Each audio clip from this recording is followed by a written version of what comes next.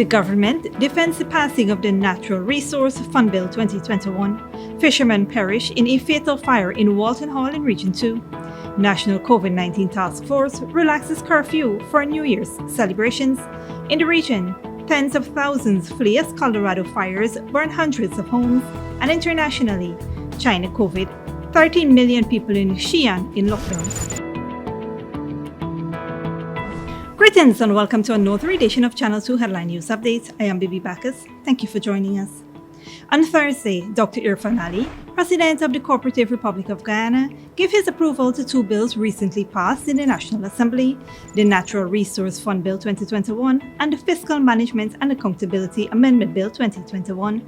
The Natural Resource Fund Bill 2021 sparked protests in Parliament by members of the opposition who eventually confiscated the mace. However, the Speaker of the House passed the bill using a replica of that mace. Nevertheless, the opposition's Member of Parliament claims that the bill was not legally passed. The bill calls for the reduction of an oversight committee from 22 persons to 9 persons and for a board to manage the Natural Resource Fund to be appointed by the President. Meanwhile, there are also claims that there are no consequences for misusing the Natural Resources Fund. However, during a news conference on Thursday, Dr. Ashley Singh, Senior Minister in the Office of the President with responsibility for finance, denounced the rhetoric being circulated. Any misuse of any monies drawn down from the Consolidated Fund is subject to the penalties that are covered under the Fiscal Management and Accountability Act. These are public monies.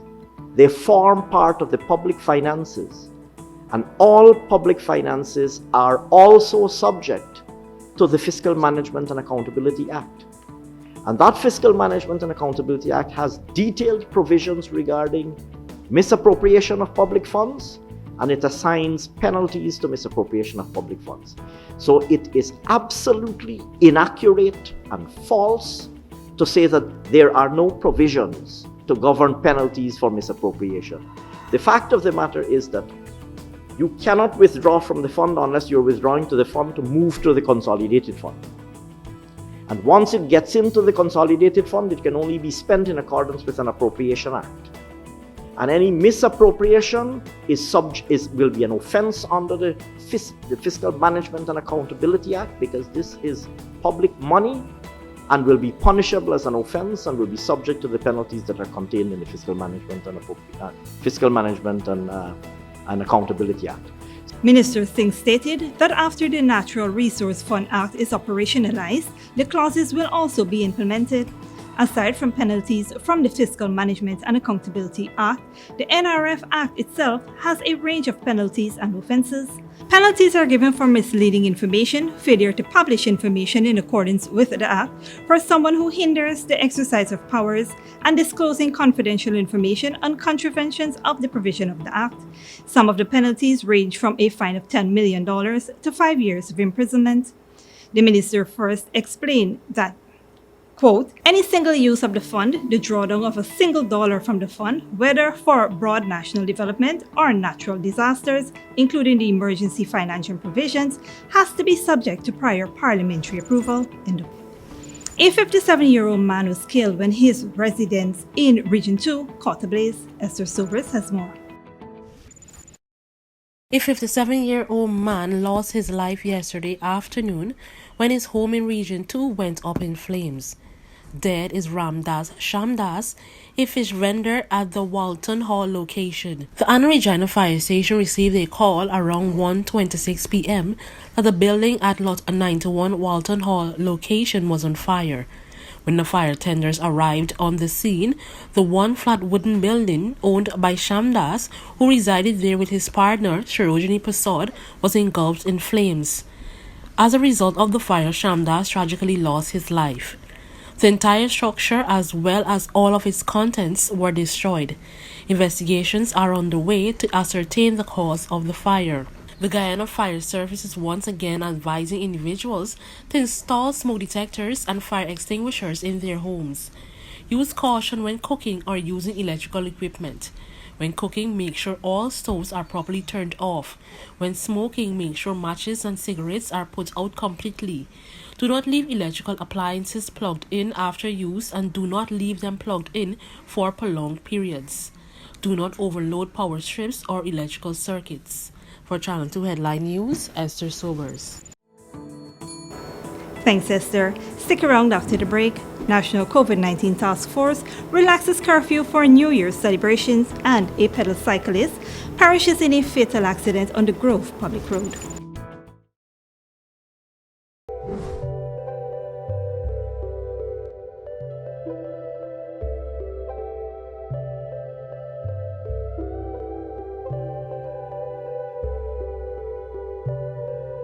Shop at John Lewis Styles in December and you could win one Amazon Fire tablet every day. Yes, every day. And that's not all. 4 persons will win $500,000 to spend in the store. Just imagine $500,000 to spend on clothing, footwear, watches, fragrances, handbags, luggage, and accessories. So shop now at John Lewis Styles to win one Amazon tablet every day and $500,000 to spend in the store. John Lewis Styles, simply different. Good girl forget things. What's the problem, Granny? I want money for borrow for do a surgery. I was dancing and I fall and fracture my hip. If you need some quick money, you should check Lender's Jewelry and Pawn Shop. Lender's Jewelry and Pawn Shop, Lot 238 South Road Border, Georgetown. Get jewelry made to order in just 72 hours. We also accept vehicles. Lender's, best rates, longest payback period. Boys, I get through. Plus, I could dance again. Lender's Jewelry.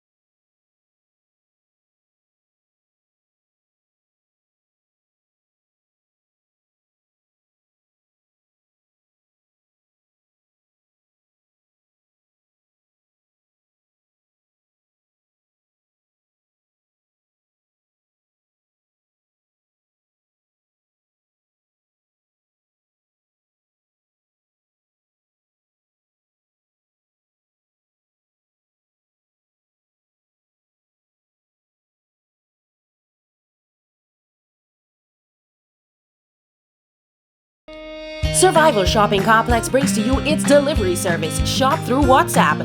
This process is simple. All you need to do is call or message your grocery list to 613-9683 and we will select your items for you and have them delivered directly to you, even out of town.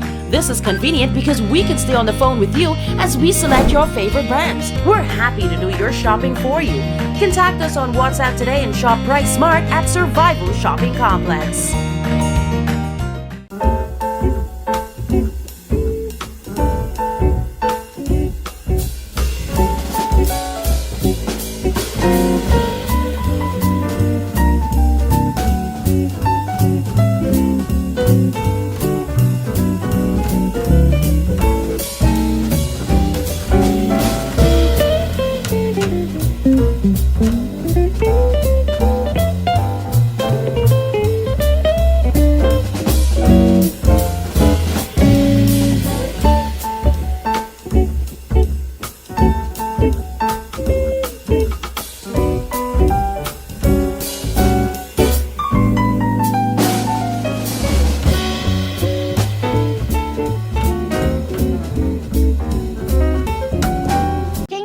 Taxi service, transportation for every occasion, short drop, airport, weddings, funerals, and much more. We're located at Lot H. Durbin and Vicingen Road, next to Green City Bar.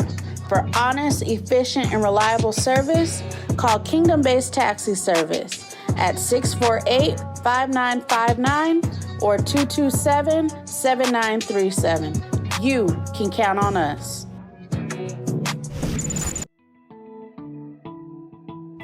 Welcome back. The National COVID-19 Task Force has noted a great demand by sections of the public to celebrate the holidays in traditional ways during the festive season. In keeping with the One Guyana mandate, the following emergency measures have been relaxed for the All Year's New Year's activities.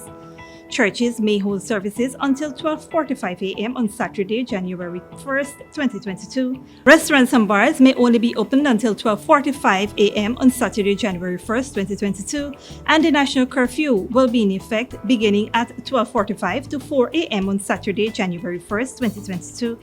The emergency measures for January will take full effect thereafter. Persons are encouraged to celebrate the traditional aspects of Old Year's New Year's activities within their households. However, religious observance is covered under the guidelines for places of worship in the emergency measures.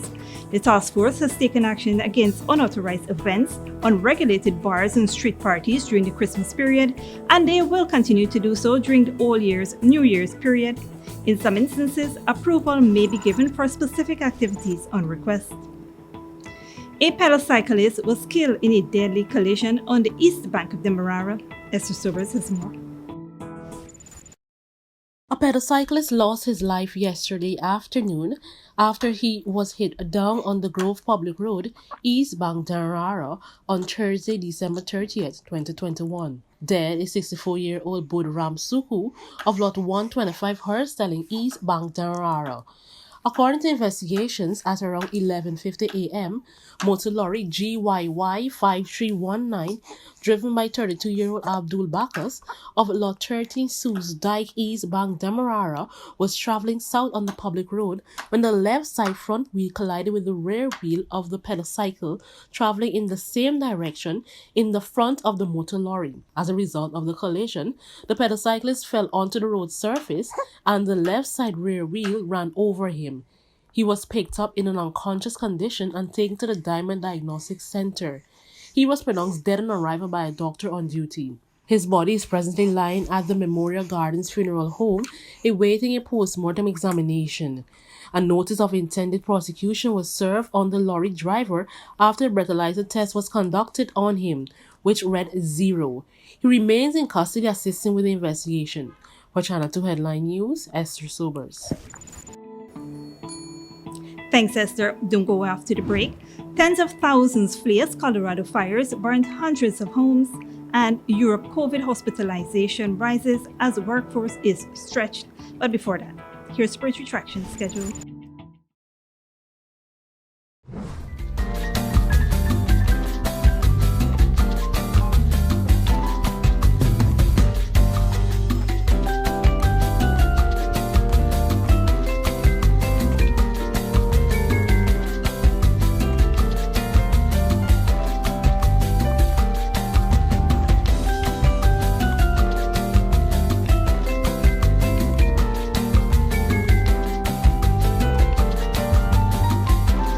When you need money and you gotta get it fast, Creative Jewelry and Pawn Shop is the place for that confidential transaction in a quiet and secure location.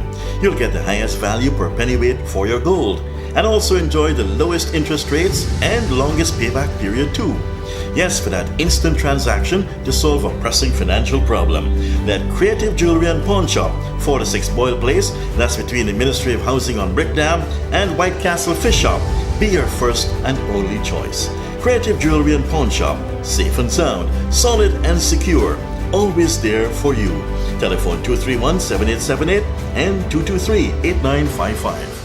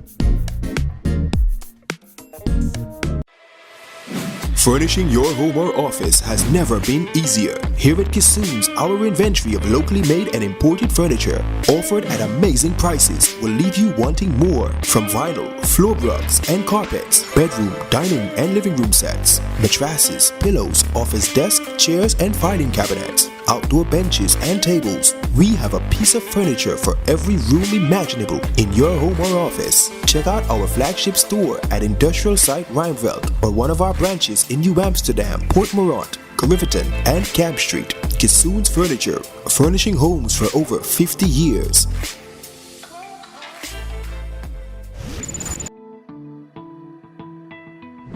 Welcome back. Now we take a look at news in the region and around the world. The U.S. state of Colorado is battling some of the most destructive wildfires in its history. Hundreds of homes have been destroyed and tens of thousands of people have been evacuated. Al Jazeera's Laura Borden-Manley reports. This is the moment a huge fire came rolling down the foothills of Boulder County in Colorado. The fast-moving blaze engulfed hundreds of homes. Locals say they haven't experienced anything like it. You know, this is the first time I've really been involved in anything like this, and I'll tell you, it is really scary. Ditches and things and the trees, they're all up in flames, like there's embers everywhere. So it makes me very frightened, of course, with the wind, that it's going to continue to spread to other homes. Strong winds and dry conditions are fueling the flames. Officials say some of the fires were sparked by falling power lines, which ignited prairie grasses. A state of emergency has been declared and tens of thousands of people evacuated from the towns of Superior and Louisville. Many are getting stuck in traffic jams as they tried to escape. Gusts of 100, 110 miles an hour can and have moved this fire down a football field in a matter of seconds. Very little time to get out, very little time to even get the most important parts of your life. We currently have thousands of individuals in the south part of our county and in the areas of Superior and Louisville who have been evacuated. We know that there are structures, both homes and businesses, that have been burned and lost. I'm speaking about hundreds of structures. In Boulder County, tens of thousands of people have been left in the dark with power lines down or destroyed. Patients in critical care are being moved out of hospitals because of the threat from smoke. Winds are gradually weakening, giving firefighters some respite, but the billowing smoke could be a bigger hazard as it travels across Colorado. Laura Borden-Manley, Al Jazeera. Global coronavirus cases have been hitting new daily records. The US is the worst affected, accounting for nearly 1 in 3 cases in the world. Europe is also seeing an enormous rise in cases, with Italy, France, Spain and the UK all reporting record daily infections in the past week. Al Jazeera's Rory Challenge reports. Daily cases are skyrocketing and COVID hospitalisations in England are at their highest since February. Alarm bells are ringing that an Omicron surge is about to crash over the already struggling National Health Service. So if we keep increasing at that rate, of course the pressures are again mounting week on week. And when you've got a workforce, as I've said, that's already absent 50,000 nurses and many more self-isolating, then of course the pressures are building and building and building. So what will it be like in January? Contingency plans are being put in place to cope if existing hospital capacity becomes overwhelmed, with new temporary wards built to house patients. 8 temporary surge hubs are being built at hospitals around the country, each one with a capacity of 100 beds. More sites are being planned for an extra 4,000 beds if needed. It's hoped that none of this will ever be used, but it's there just in case. London is preparing for New Year's Eve, but with the big fireworks display cancelled for a second year and Omicron keeping people indoors, celebrations will be much reduced. On the continent, new infection records are beaten almost daily. Italy logged 126,000 on Thursday, up from Wednesday's 98,000. Testing centres are becoming overwhelmed and tempers are fraying.